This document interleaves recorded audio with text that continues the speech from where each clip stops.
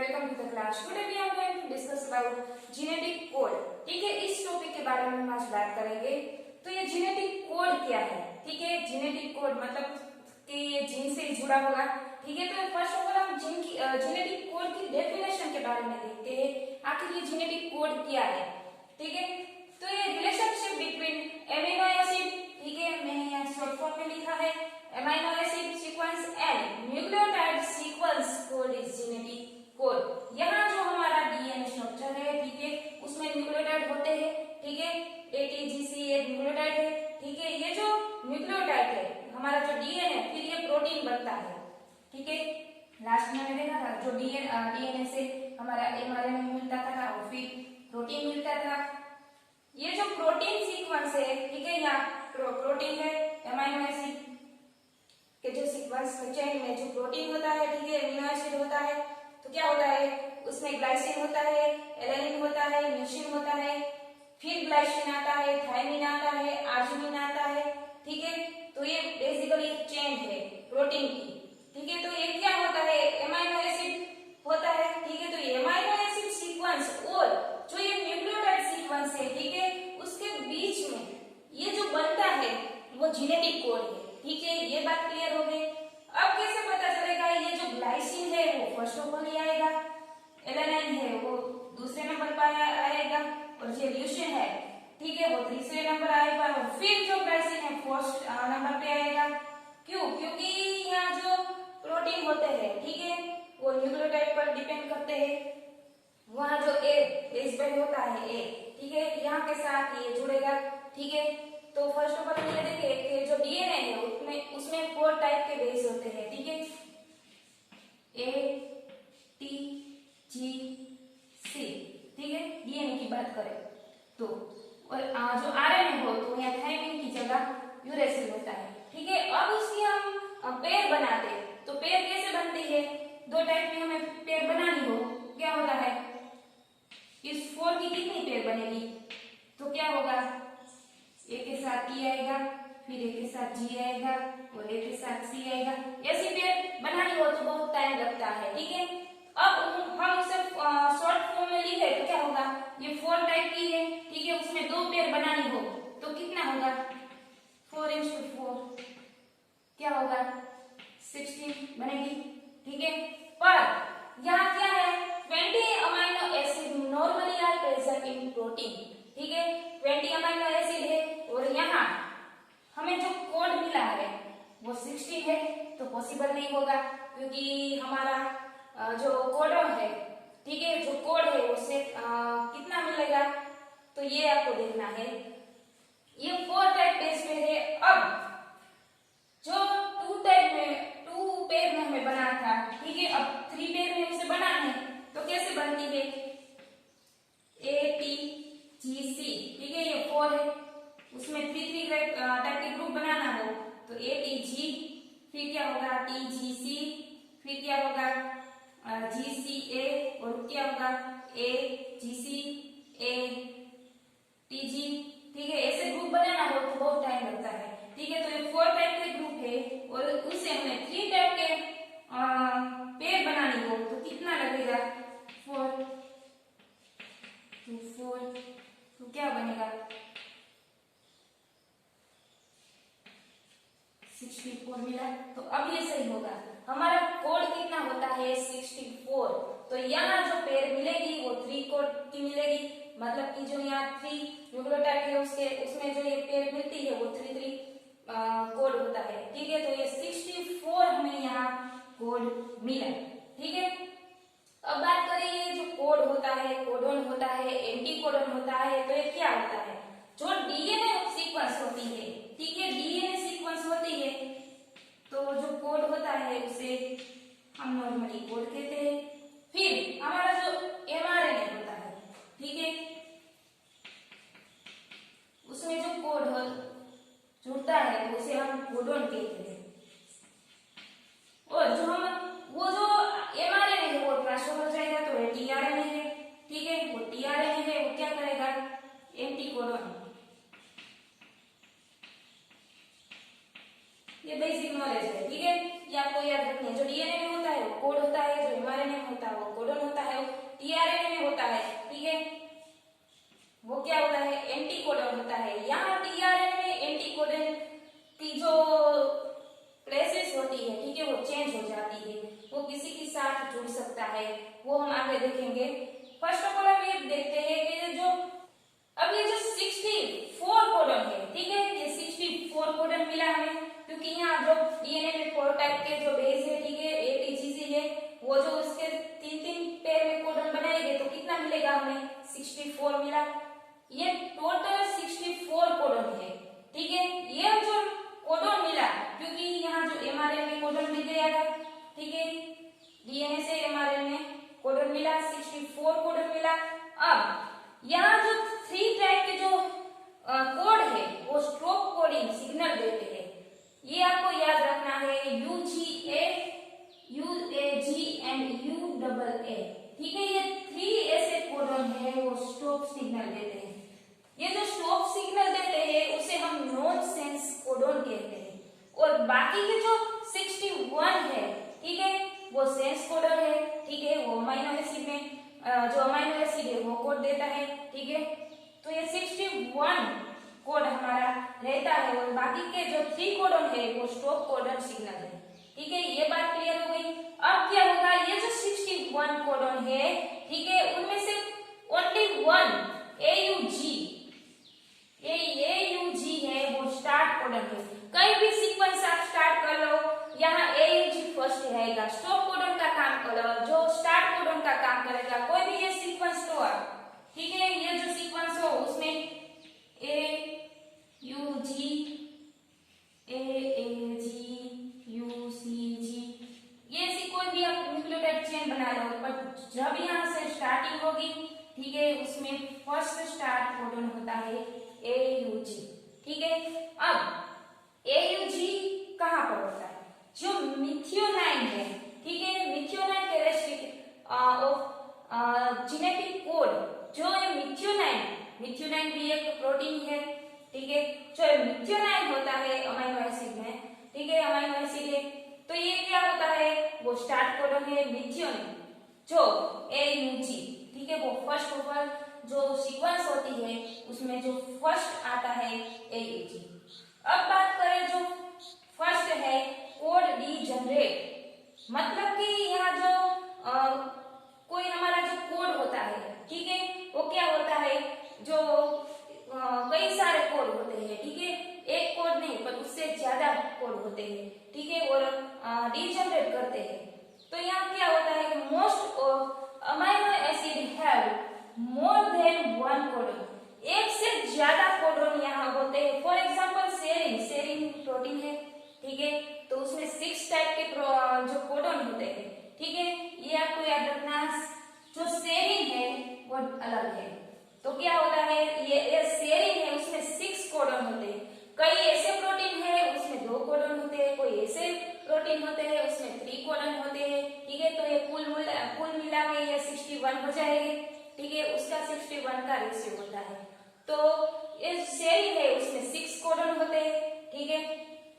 अब बात करें जेनेटिक कोड इज यूनिवर्सल, क्यों, क्योंकि जो आर्जिनिन है, ठीक है, एजीए, ये आर्जिनिन होता है, वो जो क्या होता है हमारे में जो जेनेटिक कोड होता है यूनिवर्सल, मतलब कि ह्यूमन से लेकर बैक्टीरिया में भी डीएनए होता है ना, फिर यीस्ट की बात करो, इकोलाई की बात करो, सब में क्या होता है आर्जिनिन, ठीक है, वो आर्जिनिन मतलब कि ये जो आर्जिनिन होता है वो ऐसा करता है, क्यों का जो आर्जिनिन है वो बैक्टीरिया में भी सेम होते हैं, ह्यूमन में भी सेम होते हैं, ठीक है, तो ऐसा तो नहीं कोई अमीनो एसिड दूसरे को पिक करेगा, ठीक है, आर्जिनिन है वो एजीए के नहीं, मतलब कि एजीजी को पिक करेगा, ऐसा नहीं, यूनिवर्सल है, मतलब कि कोई भी जीव हो, ठीक है, बैक्टीरिया से ह्यूमन से लेकर वो आर्जिनिन होता है, वो उसी अमीनो एसिड को पिक करेगा, ठीक है, इसलिए उसे जेनेटिक कोड यूनिवर्सल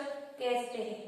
फिर बात करें नॉन गैप बिटवीन 2 कोडन, मतलब कि यहाँ जो कोड होते हैं, ठीक है, एजीए एयूजी, ठीक है, तो हम ऐसे लिखते हैं 3 टाइप में, इस सीक्वेंस कोडन को हम हम ऐसे लिखते हैं, पर यहाँ क्या किया, no gap between two codon, मतलब कि यहाँ कोई कोडोन के बीच में गैप नहीं आएगा, ठीक है। आप ऐसे नहीं लिख सकते ए यू जी, ऐसा नहीं लिख सकते, उसमें स्पेस नहीं होनी चाहिए, ठीक है। वो 3 के ग्रुप हो या 2 के ग्रुप हो, A B C D for example ऐसा हो तो आप ऐसे नहीं लिख सकते। 2 पेयर में हो तो आप ऐसा ही लिख सकते हो, ठीक है। मतलब कि यहाँ कोई गैपिंग नहीं आनी चाहिए।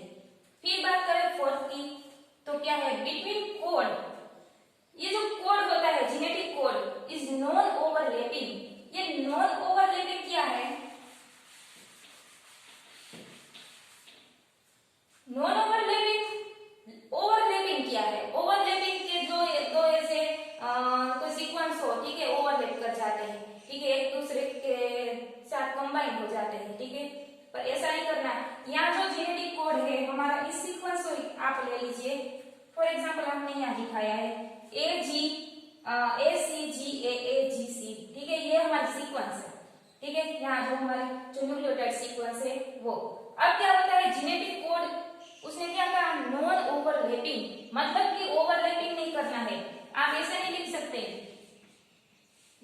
AGC फिर CGA और फिर GAA, तो क्या होता है, दो ऐसे जो न्यूक्लियोटाइड होते हैं, ठीक है, वो ओवरलैप नहीं करना है, बल्कि हमें ऐसे लिखना है, ये 3 का ग्रुप बना लीजिए, ठीक है, ACG AAG फिर GCC, ठीक है। मतलब ये जो जेनेटिक कोड होते हैं वो ओवरलैपिंग नहीं करते, बल्कि जो अपना एक अलग ग्रुप होता है उसमें फॉर्म करते हैं, ठीक है। तो ये जो जेनेटिक कोड है, ठीक है, उसकी जो है बेसिक नॉलेज है, ठीक है। ये 4 टाइप के जो हमारे बेस है न्यूक्लियोटाइड के, ठीक है, उसमें जो 3 के ग्रुप बनाते हैं वो 64 होते हैं, ठीक है। डीएनए में कोड होता है, एमआरएनए में कोडोन होता है, फिर टीआरएनए होता है, उसमें एंटीकोडन होता है, एंटीकोडन में एक अलग प्रोसेस होगी, ठीक है, वो हम आगे देखते हैं कि एंटीकोडन है उसकी जो सीक्वेंस है उसमें चेंजेस किस तरह आता है ना। ये जो एंटीकोडन है, ठीक है, तो ये एंटीकोडन किस प्रोसेस में होते हैं उसके बारे में देखते हैं। तो इस प्रोसेस को हम क्या कहते हैं, वोबल एंड कोडिंग, ठीक है। तो ये वोबल एंड कोडिंग क्या है, ये जो एंटीकोडन है उसकी सीक्वेंस में चेंजेस आता है, तो किसकी वजह से आता है, ये जो हमारा एंटीकोडन है, ठीक है, टीआरएनए है, फिर ये हमारा एमआरएनए है, तो इसमें क्या होता है, यहाँ जो ग्लाइसिन होता है, यहाँ फिनाइलएडेनाइन ग्लाइसिन होता है, ठीक है, ये ग्लाइसिन होता है, उसमें यहाँ जो एंटीकोडन लगता है, कैसे कि हमें आपको पता है ए के साथ पी आता है, सी के साथ जी आता है, ठीक है, ये बेस पे।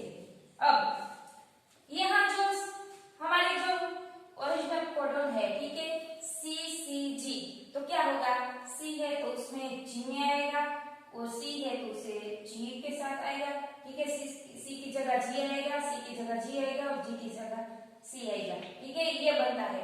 अब यहाँ जो है यहाँ चेंज हो जाएगा, जब हमारा एंटीकोडन होता है वो चेंज होता है, सी की जगह जी है, सी की जगह जी है, लेकिन जी की जगह यहाँ सी आना चाहिए, तो क्या होता है, सी सी जी है, तो यहाँ जो जी यू है, यहाँ जो थर्ड प्राइमरी है वहां पर उसकी पोजीशन चेंज होती है, ठीक है, वो पोजीशन को चेंज करता है, एंटीकोडन करता है, ठीक है, इसलिए इसको अलग होता है। अब ये जो एंटीकोडन है कि जो क्या कोई न्यूक्लियोटाइड है उसकी जगह क्या एंटीकोड आता है, तो हमने यहाँ ऐसे एंटीकोड लिखे हैं, जो ए है, ठीक है, उसकी जगह यू भी आ सकता है, जी की जगह यू और सी भी आ सकता है, सी जो सी है उसकी जगह जी आता है, वो तो होता है, ठीक है। यहाँ भी जी की जगह सी आता है, ठीक है, लेकिन यहाँ यू भी आ सकता है। यहाँ क्या होता है, ये डीएनए में होता है, फिर एमआरएनए है, ठीक है, उसमें थायमिन की जगह यूरेसिल होता है, ठीक है, लेकिन यहाँ जो ग्वानियोसाइटोसिन है उसकी जगह यहाँ यूरेसिल भी आता है, इसलिए यहाँ एंटीकोडन कोडन कहा है। फिर ये साइटोसिन है, ग्वानिन है, ठीक है, यहाँ यूरेसिल है, तो यहाँ ए भी आ सकता है और जी भी आ सकता है, इसलिए ये एंटीकोडन कहते हैं। फिर है आई है, ठीक है, आई की जगह ए जी सी, ये आई होता है वो रेडली होता है, ठीक है, ए जी सी आ सकता है, ठीक है, तो ये बात की एंटीकोडन की। अब बात करें तो ये एंटीकोडन जो हमारे चेंजेस होते हैं, ठीक है, वो कैसे है, जो base pairing of one glycine है, ठीक है, ये ग्लाइसिन है, अब क्या होता है, ये टीआरएनए है, ठीक है, with two codons due to vowels, ठीक है, वो क्या होता है, यहाँ हमने देखा ना कोई थर्ड होता है वो चेंज होता है, ठीक है, तो ये दो ऐसे कोड के साथ वोवेल्स करेगा, मतलब कि जो नया कोड बनेगा वो डिफरेंट बन जाएगा, ठीक है, ये लास्ट कोड होता है वो चेंजेस होता है।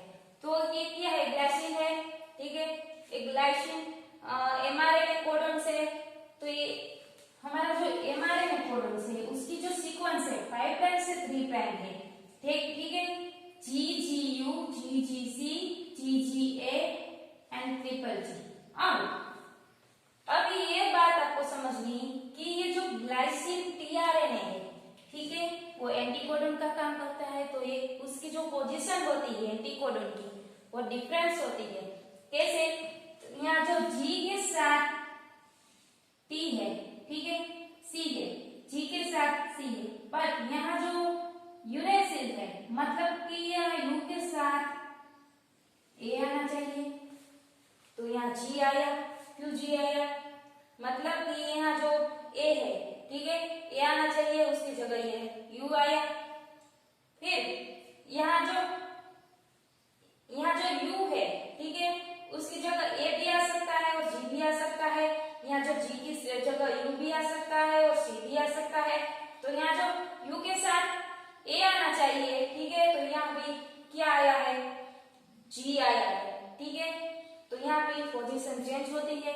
फिर जी के साथ सी, जी के साथ सी, फिर सी के साथ यू आया, तो क्या हुआ, सी के साथ जी आना चाहिए, तो जी में यू आया है, तो यहाँ जो जी है, देखिए यहाँ जो जी है उसमें यू आया, तो क्या सी भी आ सकता है और यू भी आ सकता है, तो इसलिए यहाँ यू आया, ठीक है। फिर ऐसे जो कोडन्स होते हैं, तो यहाँ क्या होता है, जी जी मतलब कि दो सी आए, और फिर 1 ए के साथ सी आया है, ठीक है, तो ए के साथ हमें क्या आना है, जो यहाँ बात करें यहाँ ट्रांसफर आरएनए की, ठीक है, तो यहाँ हमें यू भी आ सकता है, तो यहाँ हमें सी आया है, ठीक है, तो यू की बात करें तो यहाँ हमें जो पोजीशन है लास्ट में, ठीक है, वो चेंज होती है, ठीक है, तो ऐसे पोजीशन होती है जो ट्रांसफरन आरएनए की जो एंटीकोडन होते हैं, ठीक है, जो 3 टाइप के ग्रुप बनाते हैं, लेकिन जो लास्ट पोजीशन होती है, ठीक है, वो डिफरेंट बन जाती है। तो ये बात हुई वोबल एंड कोडिंग की, ओके, ठीक है। तो इस लेक्चर में हमने क्या देखा, जो जेनेटिक कोड है, ठीक है, वो जेनेटिक कोड क्या है, उसमें जो वोबल एंड कोडिंग कैसे होती है, ठीक है, उसके बारे में डिस्कस किया। तो नेक्स्ट लेक्चर में हम जो राइबोसोम है, ठीक है, वो राइबोसोम क्या है, उसका स्ट्रक्चर क्या होता है, वो फंक्शनल कैसे करता है, ठीक है, उसके बारे में डिस्कस करेंगे। सो गाइस, इस लेक्चर